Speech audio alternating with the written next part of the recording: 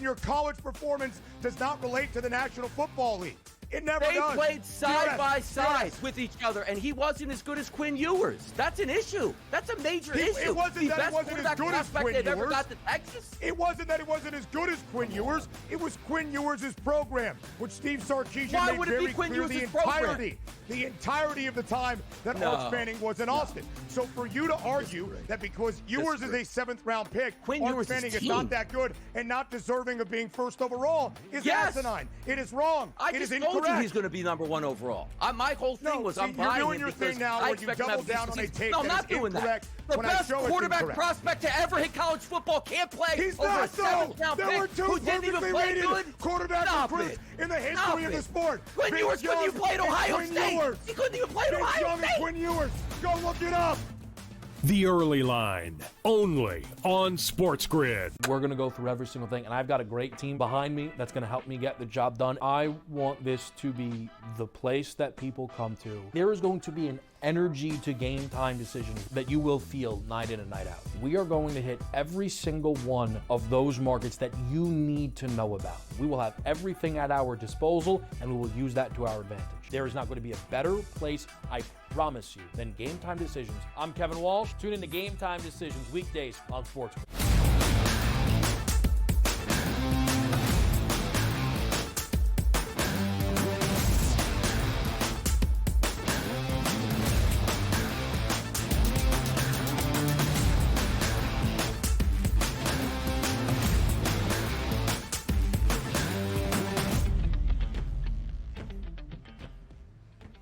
Welcome to hour number 2 live right here on this Wednesday on the Early Line on SportsGrid. He is Donnie right side. I am Ben Stevens. A big second hour in store. Still going up to 11 a.m. Eastern time. On this Wednesday, it is officially schedule release day around the National Football League. By the time tonight comes to a close, all 32 NFL teams and their spunky social media departments will have a schedule release video. We will know all 17 games for all 32 clubs, all 18 weeks around the National Football League in the regular season in 2025. We have already received plenty of those releases around the marquee matchups in 2025. We will continue to dive through those here to start off hour 2. We'll recap a big day in Major League Baseball yesterday, a lot of late game heroics, and then a ton of basketball. Our coach, JY James Young, with us for 3 segments to look back on last night, set the stage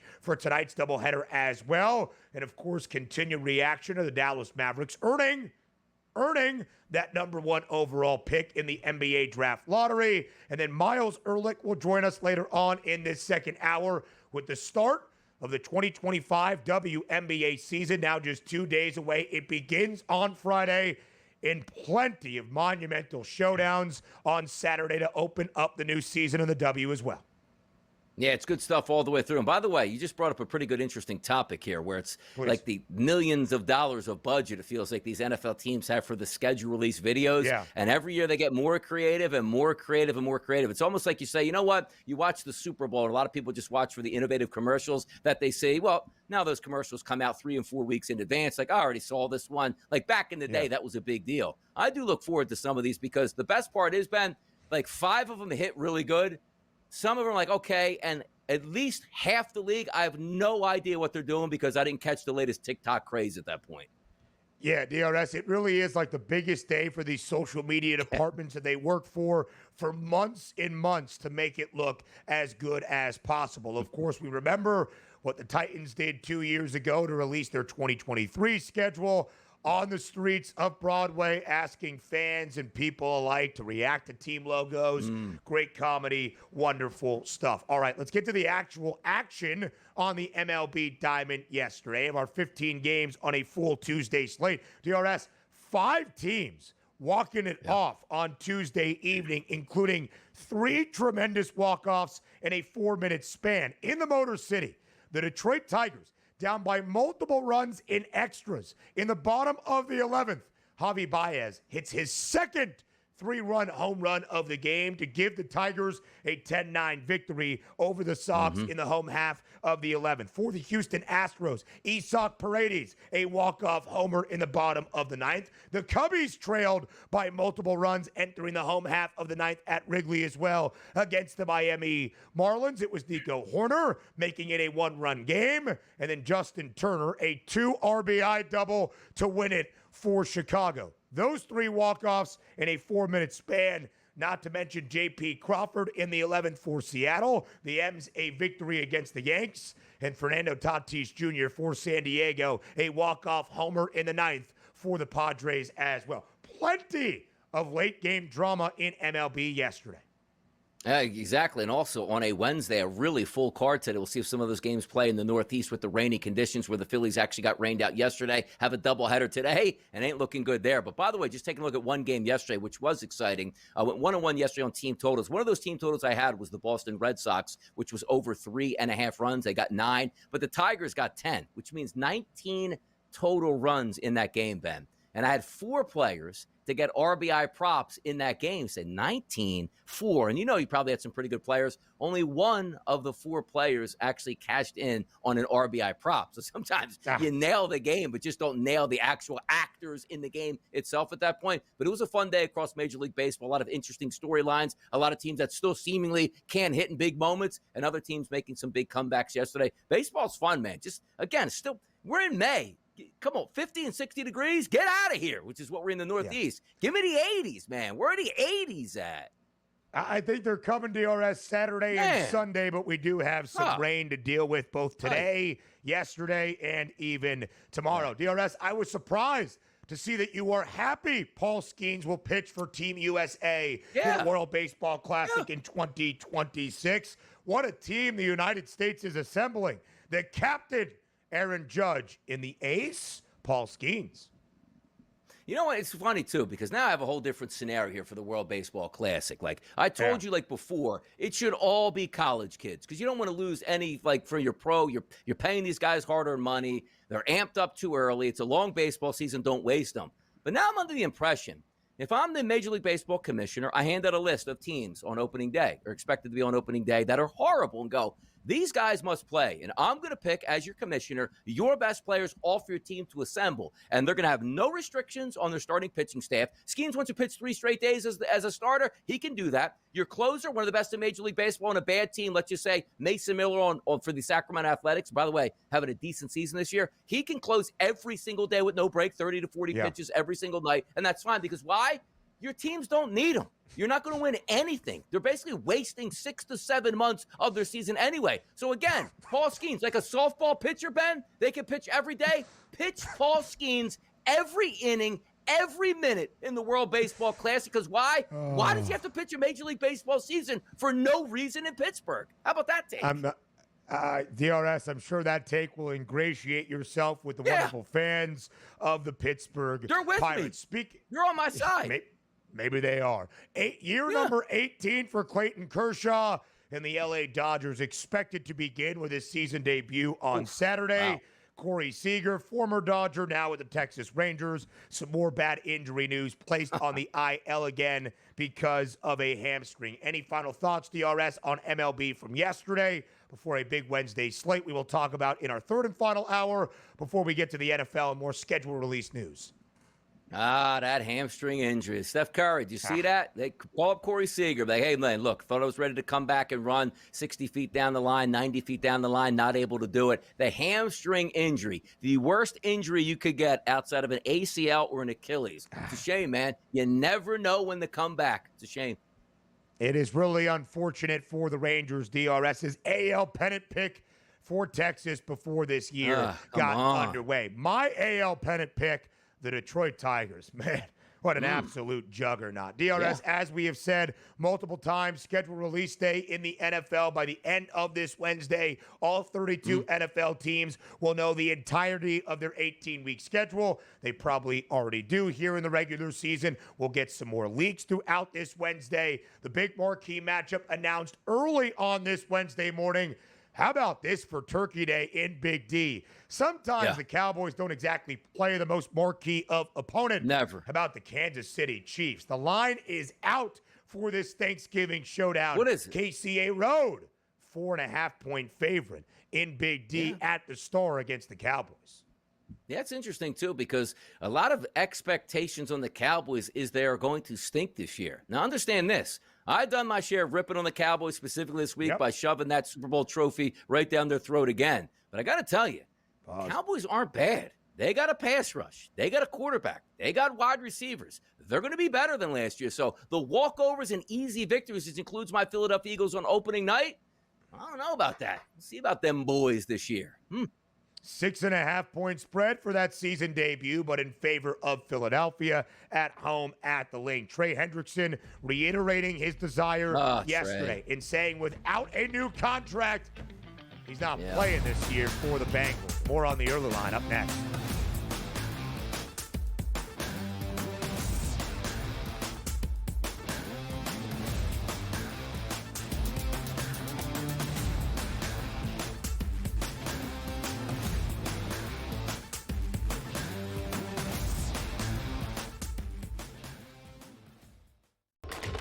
Enter into the magical world of McLuck.com, where even the smallest of spins can win real cash prizes.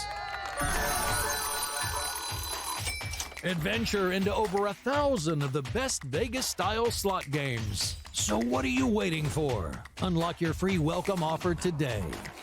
Join the fun where winners play and players win. Two guys that can do it all. Too much electricity this morning. This is a good time. We're having a lot of fun. I had to do a triple take. Ka-ching! Why? Because of parity. I didn't mean to offend. Yeah, it's not going to happen. Load management is a dirty word. Let him rip. You know what?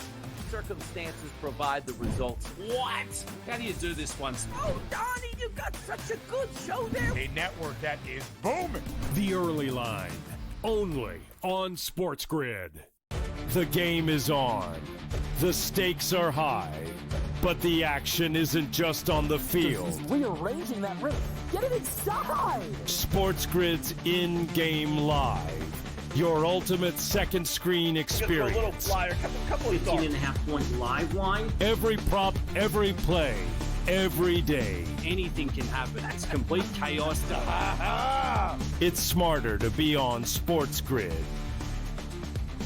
We're going to go through every single thing, and I've got a great team behind me that's going to help me get the job done. I want this to be the place that people come to. There is going to be an energy to game time decisions that you will feel night in and night out. We are going to hit every single one of those markets that you need to know about. We will have everything at our disposal, and we will use that to our advantage. There is not going to be a better place, I promise you, than Game Time Decisions. I'm Kevin Walsh. Tune in to Game Time Decisions weekdays on SportsGrid.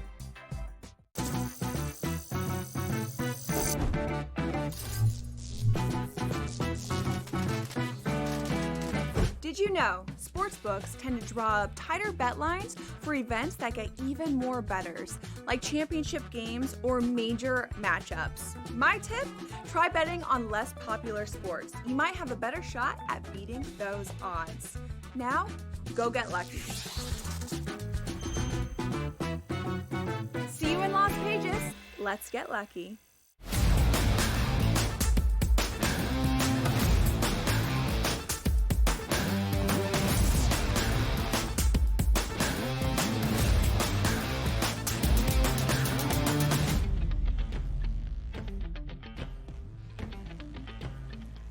A full half hour of the coach, James Young, JY, live right here on this Wednesday morning on the early line on SportsGrid. A recap of our doubleheader last night in the NBA playoffs, where the series stands between OKC and Denver, and of course, Indiana, already clinching the first spot in the conference finals round here in this NBA postseason. We will set the stage for a monumental set of Game 5s tonight. Can the New York Knicks close out the Boston Celtics at the home of the reigning champs in the absence of Jason Tatum?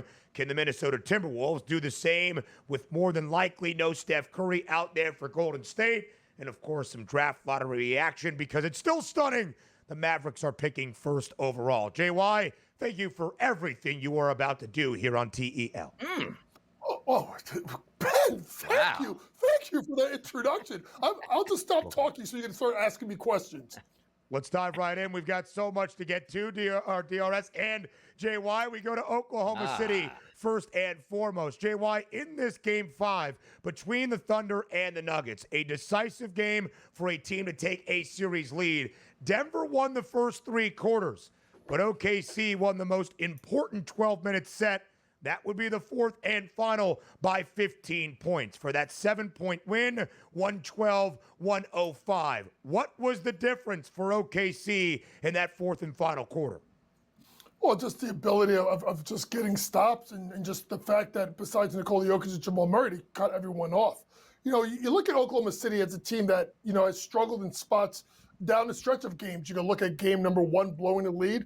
You can look at game number 3. I think they may have started to learn their lesson of game number 4, leaning on their defense and getting stops. So for me, you know, Oklahoma City did what they had to do. I thought the spread, honestly, Ben, was way too high at 10. I figured if you were Denver, you were going to try and shrink that game and keep the game close. But that guy right there in that screen, this is a big issue right now for Denver. And that's Michael Porter Jr. Michael Porter Jr., folks, go look at when they play well.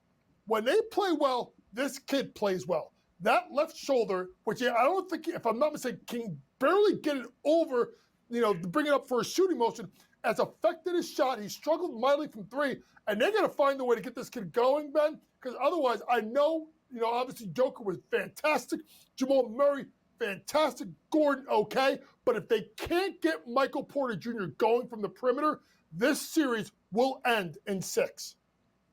Yeah, we take a look at the series prices as is a heavy favorite, no doubt about that for OKC. Now with the series lead 3-2, if they lose game number 6, still game number 7 in their own building. It's a minus 1,800 price for the favorite OKC. The Denver Nuggets there at a plus 980 if you want that dog price. Talk to me about this series because I've been impressed with it. Like OKC always thought was the best overall team in the NBA, but you're still going to get a good punch out of the Denver Nuggets. And say what you want. Firing your general manager and your head coach before the season ended, they are really showing up for this new regime, per se, for the Denver Nuggets. But understand this, Coach.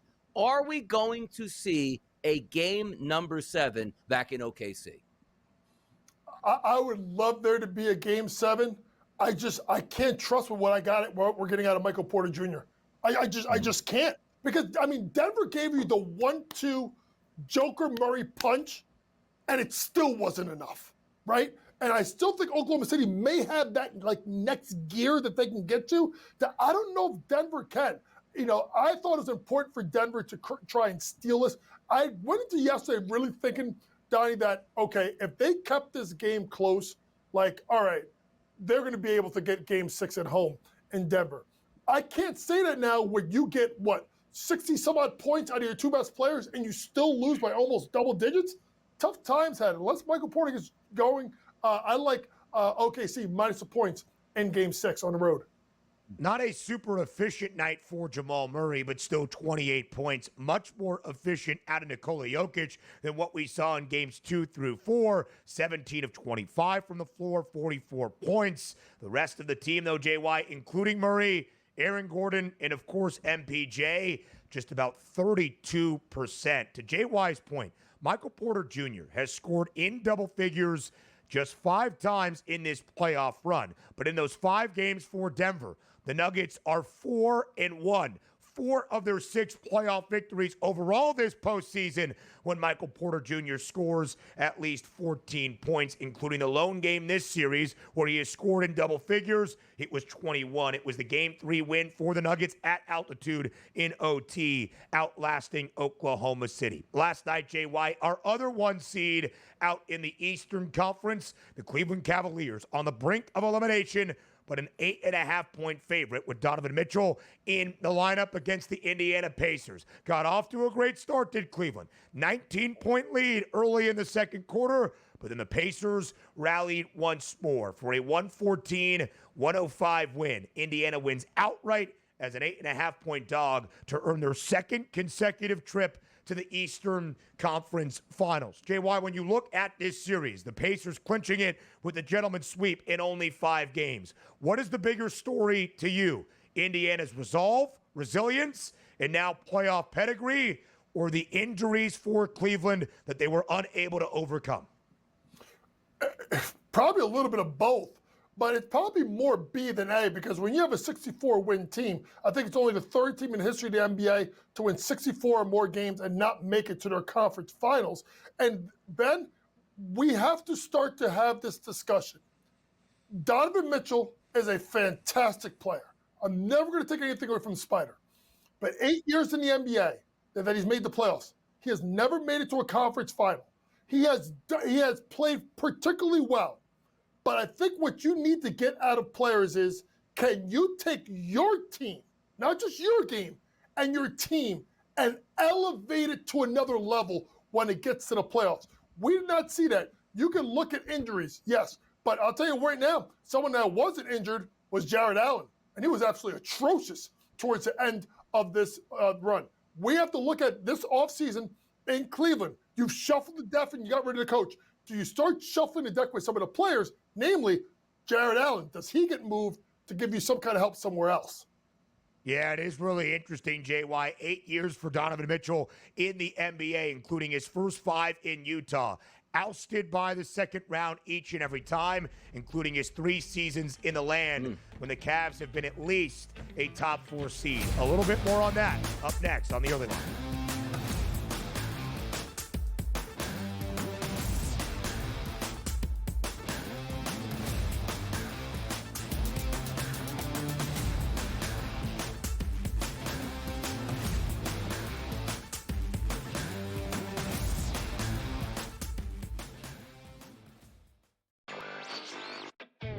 Still underdogs at home, on the road, and all of these games. It's time for people to start understanding it's a legitimate team that has a chance not only to win the series against Cleveland, but also maybe even go all the way to the NBA Finals. I think a lot of the focus has been on why the Cavs have not played particularly well. A lot of that is due to injury, of course, but I think that's taking too much credit away from what the Pacers have done. Newswire. Only on SportsGrid. Malaysia Puwali, who you guys know I am a huge fan, has decided to switch allegiances and stay in league. And now she's going to go play for Kim Mulkey. Her, Flau'jae Johnson in the backcourt. It's going to be interesting to watch. You wonder sometimes with roster construction, maybe too much is not too good. Betting above the rim. Only on SportsGrid. Jason Tatum underwent surgery to repair a torn right Achilles tendon. That is obviously a season-ending injury, and you know that's long rehab. You're talking that's a year. That's a year. I don't wish that on anybody. I don't. I hate that Achilles, knees and ankles. I don't like talking about them. I've said it a million times. But screw the Celtics. Pharrell, coast to coast. Only on SportsGrid. Two guys that can do it all. Too much electricity this morning. This is a good time. We're having a lot of fun. I had to do a triple take. Ka-ching! Why? Because of parity. I didn't mean to offend. Yeah, it's not going to happen. Load management is a dirty word. Let him rip. You know what? Circumstances provide the results. What? How do you do this one? Oh, Donnie, you got such a good show there. A network that is booming. The Early Line. Only on SportsGrid.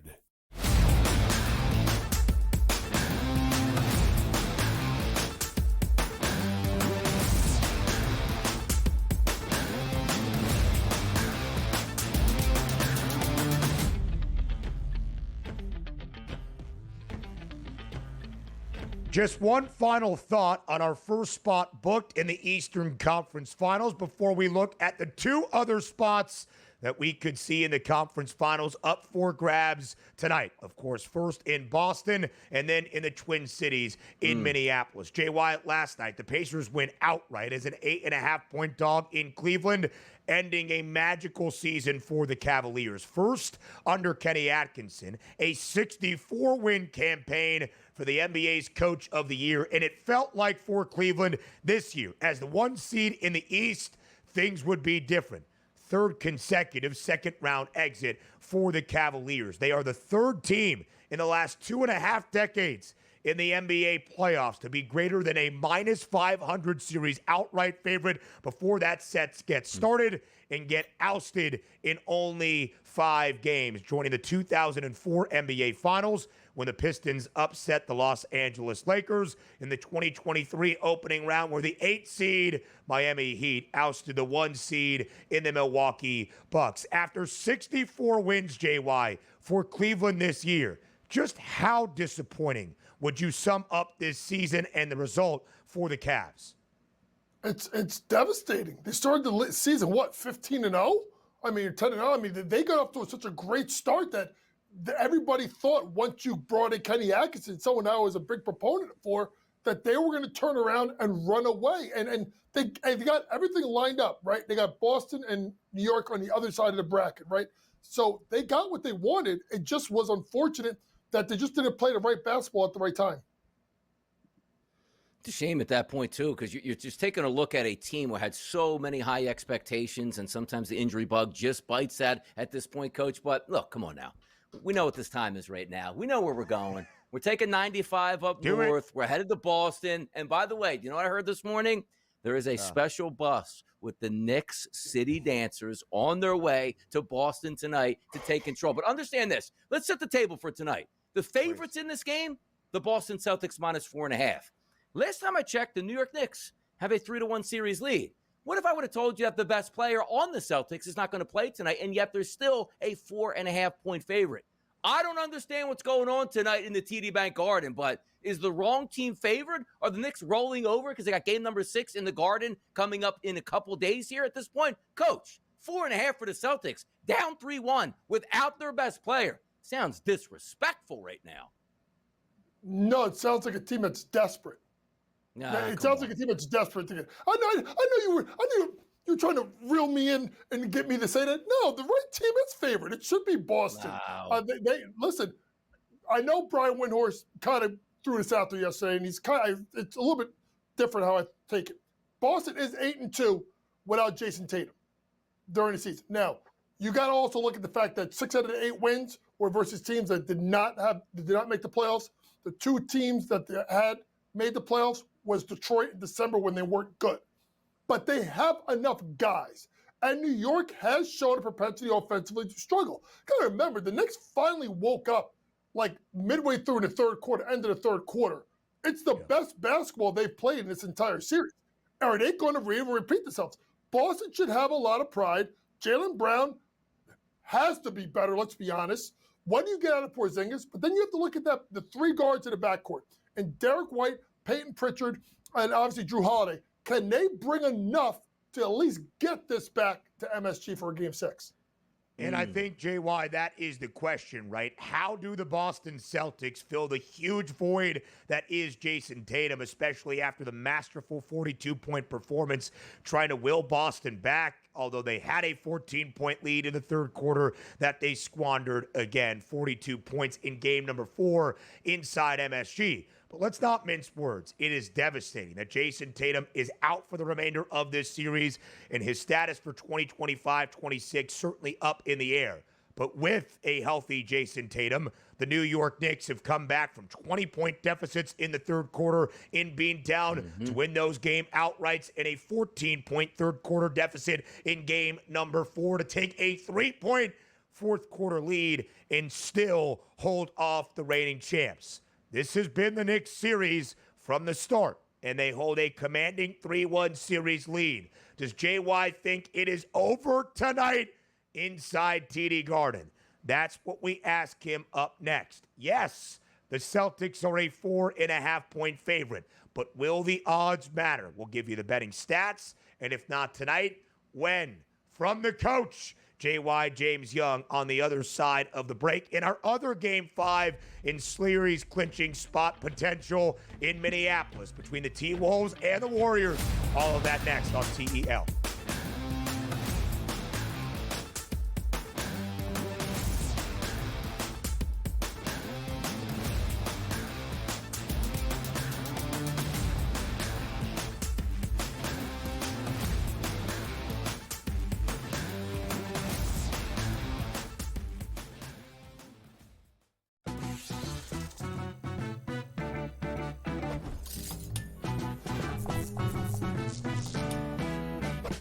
knows how to show love to our everyday heroes. So if you're a first responder, you are in for some perks. Lots of hotels and casino offer big discounts to any first responders who can show valid work or volunteer ID. So treat yourself to a discounted stay. You deserve it. See you in Las Vegas. Let's get lucky. But still underdogs at home, on the road, and all of these games, it's time for people to start understanding a legitimate team that has a chance not only to win the series against Cleveland, but also maybe even go all the way to the NBA Finals. I think a lot of the focus has been on why the Cavs have not played particularly well. A lot of that is due to injury, of course, but I think that's taking too much credit away from what the Pacers have done. Newswire. Only on SportsGrid. Derek Carr has called it a career after 11 NFL seasons. I think they knew before the draft that they had to make a move at this point. And by the way, Derek Carr did have a pretty good career, made as many Pro Bowls as Eli Manning. So based on that, he should go to the Hall of Fame like Eli Manning. Well, Eli Manning does have a couple rings at that point, but always wanted to take a shot at Manning, who should not actually be in the Hall of Fame. Shouldn't be questioned an under 500 quarterback for his career. Stop the man. The Early Line. Only on SportsGrid. The game is on. The stakes are high, but the action isn't just on the field. He's rearranging that rim. Get it inside! SportsGrid's in-game live. Your ultimate second screen experience. A little flyer, couple 18.5-point live line. Every prop, every play, every day. Anything can happen. That's complete chaos. It's smarter to be on SportsGrid.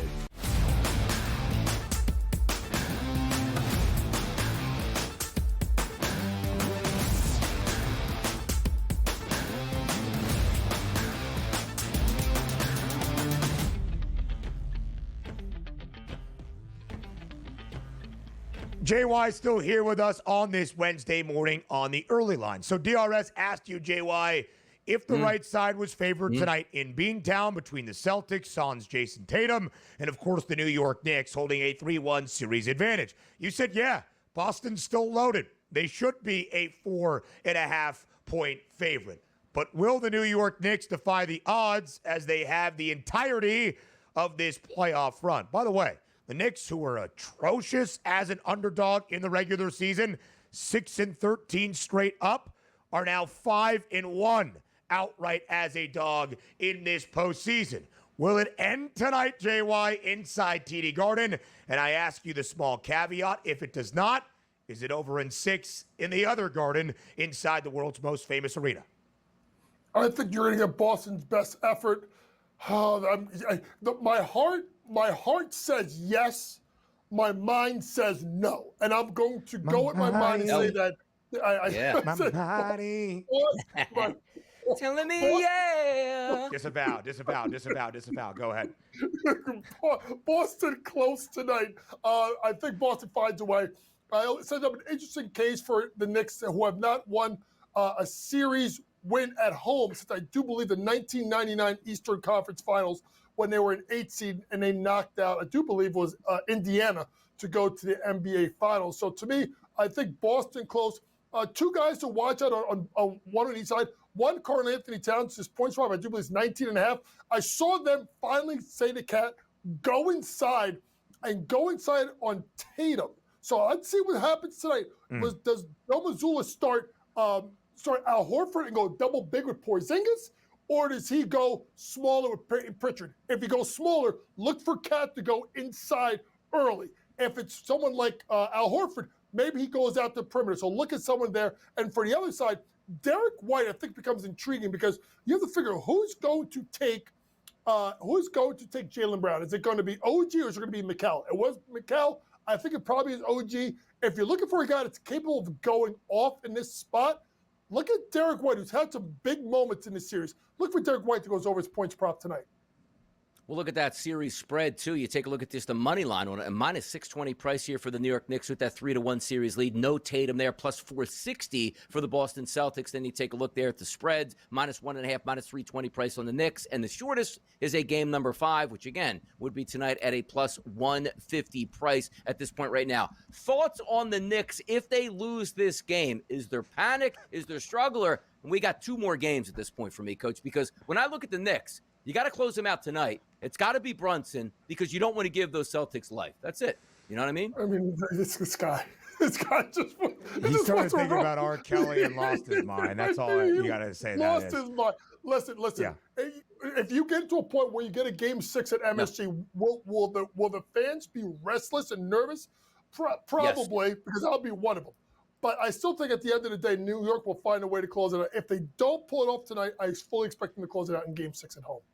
Bang, all right, let's go to our other game 5 tonight in the Twin Cities, the Timberwolves and the Warriors. And you look at the spread, Minnesota, an 11-point favorite with the chance to pull off the gentleman's sweep against Golden State. We got word yesterday, officially, as we expected, Steph Curry ruled out for game number 5. JY, there is no doubt the Timberwolves are expected to clinch a spot in the Western Conference Finals for a second consecutive year tonight. How easy is it going to be for Minnesota? No, I still think you're going to have the championship pedigree of at least Steve Kerr and Draymond are going to make this work, at least particularly for the first half. To me, I would look at a couple of ways. If the game's really tight at halftime, maybe jump on Minnesota minus the points in the second half to win the game and cover the spread. Let that line drop a little bit because I heard Donnie say that number is insanely high for a team that does have championship pedigree. If you start looking at another way is maybe look at the team total over for Minnesota. I thought they may have found something, especially in that second half, and there's something is Ant. When Ant wants to roll, there's no one on that other team that can stop. Look for Anthony Edwards to have a big game. They blow it. They get him in the second half. Maybe not cover the spread, but at least maybe wait till halftime, jump on them there, lower number. They cover that.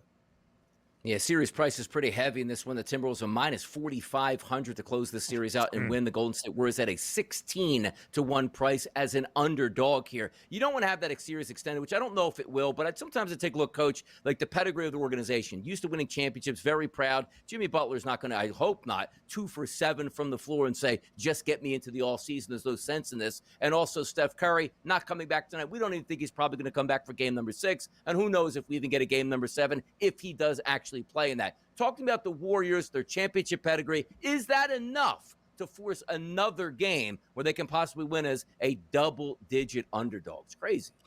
Well, listen, at the end of the day, let's be honest, Jimmy Butler must be markedly better than what he was in the last game. Yeah. Jonathan Kuminga has been a bright spot. Hello, Steve Kerr. Maybe you should have been doing this with the kid the whole second half of the year instead of sticking him on the bench for some odd reason and no one knows. But they also got to get something out of Buddy Hield. They need guys that's going to be able to score. The problem is even if they find guys to score, there's really great play coming from the other side with Minnesota. And the guy we really need to really talk about really quickly, Julius Randle's been damn good in this series. This is a Julius Randle that struggled mightily in the playoffs. He has been the best version of himself, and that's going to make Minnesota dangerous, not just to win tonight, but also when they get to the Western Conference Finals, they will be in play. And a large gap right now, JY, with OKC up 3-2 against Denver, minus 260 for the Thunder to win the Western Conference crowd. Minnesota back right now at plus 270. You wonder what that series price would be ultimately if it is the Thunder and the Timberwolves in the Western Conference Finals. All right, earlier this week, a wild week in the NBA got started in a wild way. NBA draft lottery on Monday evening, and somehow, some way, with a 1.8% chance and a plus 3,900 number, the Dallas Mavericks are picking first overall in the 2025 NBA draft, winning the Cooper Flag sweepstakes. JY, my favorite part of this was the report we got yesterday from ESPN's Tim McMahon saying it is confirmed, he is hearing from sources, the Mavericks are not going to trade that first overall pick and intend on selecting Cooper Flag. Like that needed to be a report, but when Nico Harrison is behind the wheels of steel, maybe that does need to be said. What was your overall reaction to the Mavericks winning the Cooper Flag sweepstakes in the NBA draft lottery on Monday? Well, as I came out of puppy kindergarten with my 13-week-old dog, I was like, wait a minute, what? How in the Nico Harrison did this happen? How did they given us like this trove, this once in a maybe generational talent and Cooper Flag? You're damn right he ain't trading that pick. If they traded Cooper Flag, he wouldn't make it out of the city alive. But what sets this up interesting is what happens after that. When you look at the second pick with San Antonio, do they go get Dylan Harper and play Harper with Castle and Fox? Or do they look at that and package a couple of guys and go, let's say, I don't know, call Milwaukee? Do you want Giannis? Right? And then obviously the third pick with Philadelphia, what do they do? It's going to be interesting with Philadelphia with regards to who goes to. If Ace Bailey goes 2, do they move that pick? Because Harper with Maxey McKean, I don't know if it works, but if Harper goes 2, Ace Bailey can slide into that small forward spot with Philadelphia. But I do expect, honestly, a lot of movement and trades because these now teams have additional assets to move. It's also interesting looking at the draft order, what it could mean for an established NBA star, Giannis Antetokounmpo. Now he is thinking about leaving Milwaukee. Also, I guess, had to be a report as well. Cooper Flag, a minus 100,000 favorite to go first overall. Dylan Harper, minus 2,400 to go second overall. Don't overthink it, Pop. Take Dylan Harper. And Ace Bailey, the other Rutgers star, minus 130 to go third overall. A fadeaway to the break. W conversation next.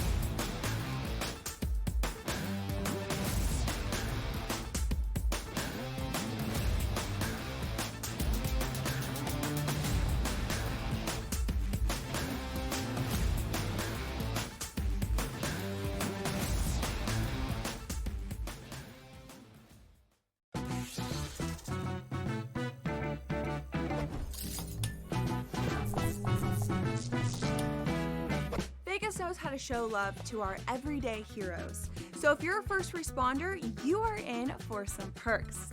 Lots of hotels and casino offer big discounts to any first responders who can show valid work or volunteer ID. So treat yourself to a discounted stay. You deserve it. See you in Las Vegas. Let's get lucky. Still underdogs at home, on the road, and all of these games. It's time for people to start understanding it's a legitimate team that has a chance not only to win the series against Cleveland, but also maybe even go all the way to the NBA Finals. I think a lot of the focus has been on why the Cavs have not played particularly well. A lot of that is due to injury, of course, but I think that's taking too much credit away from what the Pacers have done. Newswire. Only on SportsGrid. Derek Carr has called it a career after 11 NFL seasons. I think they knew before the draft that they had to make a move at this point. And by the way, Derek Carr did have a pretty good career. Made as many Pro Bowls as Eli Manning. So based on that, he should go to the Hall of Fame like Eli Manning. Well, Eli Manning does have a couple rings at that point, but always wanted to take a shot at Manning, who should not actually be in the Hall of Fame. Shouldn't be questioned, an under 500 quarterback for his career. Stop the man. The Early Line. Only on SportsGrid. The game is on. The stakes are high, but the action isn't just on the field. He's rearranging that rim. Get it inside! SportsGrid's in-game live. Your ultimate second screen experience. A little flyer, couple 15.5-point live line. Every prop, every play, every day. Anything can happen. It's complete chaos. It's smarter to be on SportsGrid.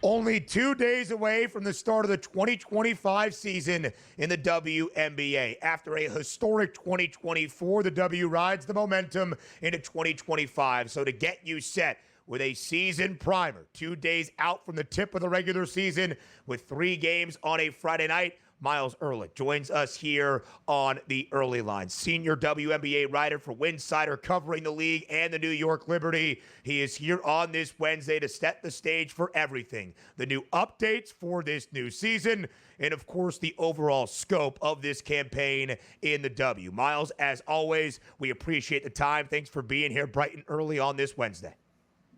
Thanks for having me. I'm so excited to talk W. I feel like all week, this is the tough spot when you finish the preseason games, when you haven't started the regular season games. So I'm ready to make these games count. Opening weekend just 2 days away, a triple header on Friday, a marquee triple header on Saturday afternoon and evening as well. We'll get to the games, we'll get to the stars in just a moment. But Myles, let's start with the storylines in what is new this year in the WNBA. There's a new expansion franchise in the Golden State Valkyries that will play their home games inside the Chase Center in San Francisco. There is a new length of this WNBA regular season, 44 games up from 40 a season ago. The WNBA Finals will now be a best-of-7 series. Last year, it was a best-of-5. Of all of those new upgrades, Myles Ehrlich, to you, what stands out the most? What is one of the main storylines you are following entering 2025? Oof, that's tough because all of those are great, but I have to go with the longer final series. We needed more games of Liberty Lynx last year. I think it's cool to look around the league and just see the growth. Obviously, when you think about the potential CBA changing, you have to think about some of these other things like expansion and the expansion of the season length itself. But the postseason games, that's where all the juice is. That's what we're fighting for. That's what every team is pushing towards. So let's get as many of those games as possible. And also having some fun looking at superstars entering into the league. Last year, taking the league by storm certainly was Caitlin Clark. This year, Paige Beckers gets drafted into the league. What are the expectations this year after we saw a really successful rookie season for Caitlin Clark? Yeah, I mean, historically, rookies have struggled, especially from the guard position, and that was until Caitlin Clark came along, and obviously she had some turnover issues early, but she really did her thing. She set the assist record, and with Paige, she is also incredibly pro-ready. We know that she's efficient. 53, 42, 89 season at UConn, where she was also among the country's leaders with a 3.5 assist-over ratio. Paige has been ready for a very long time, and I think there's going to be a little bit of an adjustment with the physicality, maybe with the speed of the game, but she makes all the right reads. She's so good about knowing where she can get her shots off, and I think having Enrique in the backcourt with her, encouraging her to take those shots, and also just as another outlet to keep defenses honest, that's really going to be smooth sailing from Paige from, I would say, maybe the second, third game when she gets some reps. One of the first games of this WNBA season in 2025 will be the Dallas Wings hosting the Minnesota Lynx, a 7.5-point spread in favor of Minnesota, who, of course, battled in a WNBA championship set against the New York Liberty. A wild fifth and final game, and in overtime, the Liberty winning a WNBA title. So, Myles, let's start there by looking at those WNBA championship odds for 2025. The Liberty, the favorites at plus 210. The Aces, who had won 2 consecutive WNBA crowns the 2 prior seasons, at plus 360. The Lynx at plus 370. And, of course, the Indiana Fever at plus 390. A huge offseason, not just to see growth from Caitlin Clark after winning Rookie of the Year into year number 2, but plenty of additions in Indy. New head coach Stephanie White and plenty of veterans stack out that starting lineup now for the Fever. What is the ceiling for Indiana this year in 2025? I think that the Fever are going to have a lot of internal and external expectations because they went out and had the offseason that they did, because Caitlin is just a magnet for all of this coverage. So there's going to be a lot of eyeballs on them. And I think that translates to regular season success for sure. They're going to be very hungry to make an impression in the regular season, especially after last year's slow start, which saw them play 11 games in the first 20 games. 11 games in the first 20 days. So I think that this year they're going to have a lot of juice on every single regular season matchup. So don't be surprised if they finish top 2 in the standings, because they're going to go into every game like it's a postseason game. If we take a look, too, at the regular season, we always like to see the greatest performers out there and see who's going to shine the most, which means the MVP race this year. You take a look at some of the people as well. Caitlin Clark, no surprise, at plus 200. Then we see Asia Wilson at a plus 230. Talk to us about the MVP, which will be a hotly contested market throughout the season here, Myles. I mean, those are the three names that I would have in there. Yeah. Caitlin, Asia, Fee. They, I think, are pretty far ahead of the rest of the field. And part of that is just due to the narratives that are going to build around all of them. And you really need to be a top 3, top 4 team to have a shot at MVP. And we saw with the first board that these are the teams that are in the mix along with the Liberty. But I think that the Liberty's talent is a little bit more spread out. So that might be part of it. But Caitlin, yeah, if they can get into top 4, top 3, top 2, she's going to be a big reason why. And narratively, that'll definitely link up there.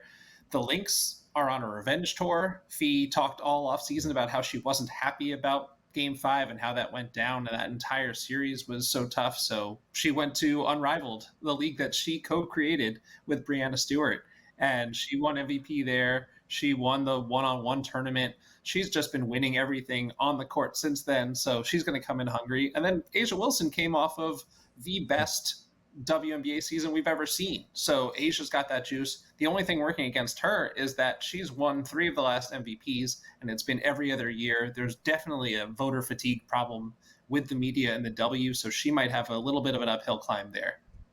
Yeah, 3 of the last 5, as Myles said, 2 of the last 3, including being the reigning WNBA MVP from a season ago. A second-round exit as well against the New York Liberty. It was the Aces getting the better of New York just 2 seasons ago to claim that WNBA championship. Plenty more. Looking forward to the 2025 WNBA season with Myles Ehrlich on the other side of the break. Come back and join us live right here on the Early Line.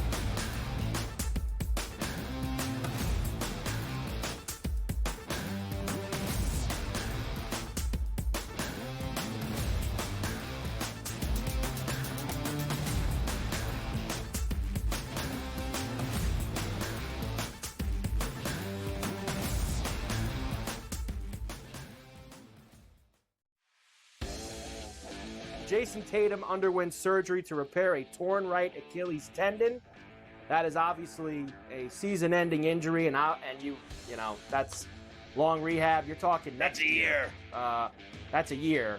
I don't wish that on anybody.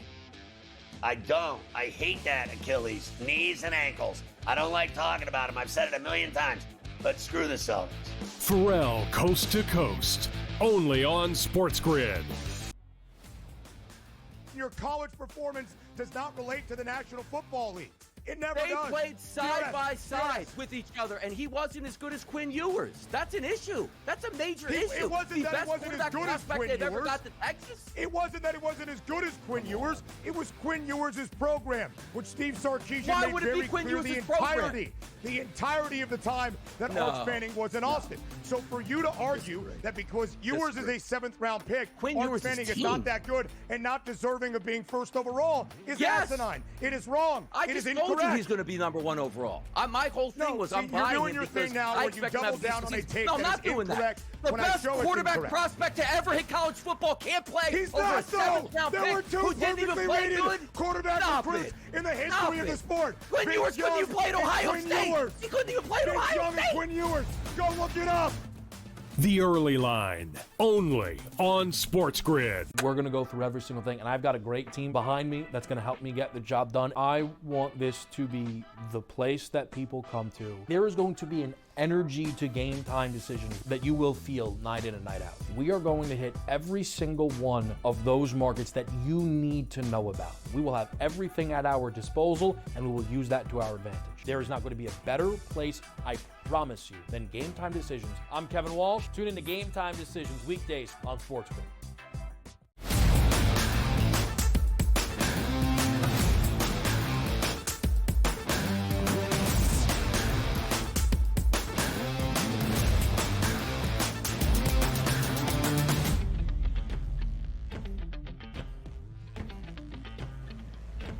Live right here on this Wednesday morning on the Early Line on SportsGrid. 2 days from now, the start of the 2025 WNBA season. So Myles Ehrlich from Winsider continues to join us here to set the stage for a new season in the W here on this Wednesday. Myles, you closely cover the New York Liberty, winning the WNBA championship a season ago. They should be restocked and reloaded entering 2025, and the odds makers see it as such. The Liberty in their title defense, the favorites entering this year at plus 210. So, Myles, I ask you, as New York gets ready to open the season on Saturday in Brooklyn against the Las Vegas Aces, what will New York do for an encore in 2025? So I think that they should still be the favorites, and that's going to be true until another team is holding that trophy at the end of the season. New York lost some pieces in the offseason. They lost Courtney Vandersloot. Benijah Hamilton is going to be out for the season with a knee injury, and Kayla Thornton was selected away in the expansion draft by the Golden State Valkyries. But they retooled. They brought in Natasha Cloud, who is a perfect fit for this team. She brings so much energy off the court, but also on it. Her tenacity on defense, her ability to get downhill, and her determination to get Sabrina back off the ball, like we saw her 2 years ago when she set the league record for three-pointers made and shooting at 42% when she did that. That's going to be really helpful. Big role for Rebecca Gardner, who was rehabbing an Achilles injury last year. Maureen Johannes is back. There's just a lot of pieces to really love here. And outside of that, the rest of the core returns, so there's going to be some synergy there. I think that the Liberty might start a little bit slow because they're trying a new thing with their offense. They're trying a 5-out system that is going to be a little bit of a learning curve, especially when you have to pick your spots for players like Jonquel Jones and Brianna Stewart to duck in. Niara Sabally will be taking the ball from the perimeter a lot and driving more downhill. So I think we're going to see a little bit of clunkiness to start, but they know that the goal is not to be great in May. The goal is to be great in October. Absolutely, Myles. You take a look at the favorites here at the FanDuel Sportsbook, the New York Liberty at a plus 210 price, followed by the Aces, the Lynx, and then there's the Indiana Fever at a plus 390 price. Obviously, the spotlight always goes towards Caitlin Clark. The expectations for you this year for Caitlin Clark, and also explain to us what changed in the offseason with the Fever, and maybe the expectations of a championship could be there this year. The expectations for the Fever go hand in hand with those for Caitlin Clark, and it's hard to set because she just broke so many records her rookie year. She was so dominant her rookie year, and I mean, looking at this board, points per game, assists per game, 3-point leader, all of that coming from one player, and now you fill out a starting lineup with veterans. They bring in, well, first of all, they bring back Kelsey Mitchell. It's probably the biggest move of the offseason for them, and then that just takes pressure off of Caitlin. But you bring in DeWanna Bonner, who just has so much length and can just knock down shots from anywhere. You bring in Natasha Howard, who's a 4 who has formerly won a Defensive Player of the Year, so she can slot in the front court with Aaliyah Boston. And it's just such an imposing and just terrific starting 5. And I think that that's just players that can help take some of that pressure off of Caitlin. Because there were times last year that teams were bringing 2 to the ball just because they knew, okay, Aaliyah Boston, this is her first year playing so much pick and roll. We can live with Aaliyah Boston in the short roll. Now you can't do that anymore, now that she's got more reps under her belt, and now that you've got such strong cutters, a lot of good defensive communication coming in there. I really think that the sky's the limit for the Fever this year and for Caitlin. Multiple triple-doubles for Caitlin Clark last year, the only WNBA rookie to ever have multiple triple-doubles in their rookie campaign. 337 assists in total, the single-season record in WNBA history. Paige Becker's a minus 370 favorite, as we mentioned, to win Rookie of the Year. Myles, of the 6 games that we have right now on Friday and Saturday, I ask you a difficult question in this final minute. What are you most excited for to start off this WNBA season? I mean, I've got to be a homer here and just say that it's the ring ceremony happening at Barclays on Saturday. And I think there's also just that extra little juice, as you guys alluded to, is the fact that they're playing the Aces, who beat them in the 2023 finals and are going to have a little bit of extra. There's going to be a little bit of mustard in that game too. So I have to just look forward to that. I'll be in the building there at Barclays on Saturday. And it's just the perfect way to start off the season from a coverage perspective for me. It really is. A 5-point spread in favor of the Liberty as they begin that title defense in Brooklyn on Saturday against the Las Vegas Aces. Myles, Ehrlich, as always, we greatly appreciate the time. A wonderful job setting the scene for what should be an exciting new season in the WNBA in 2025. Thanks so much, guys. Great to talk to you as always. We appreciate it. Enjoy a great season in the W. Hour number 3 comes your way up next here on TEL.